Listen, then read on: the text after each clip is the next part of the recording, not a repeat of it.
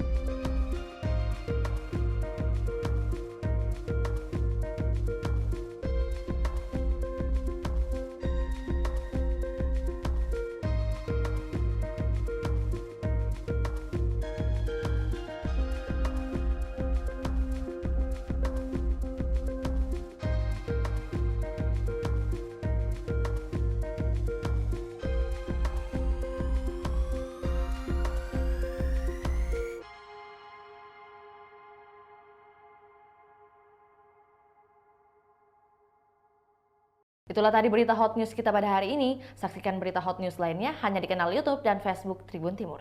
Terima kasih sudah nonton. Jangan lupa like, subscribe, dan share ya.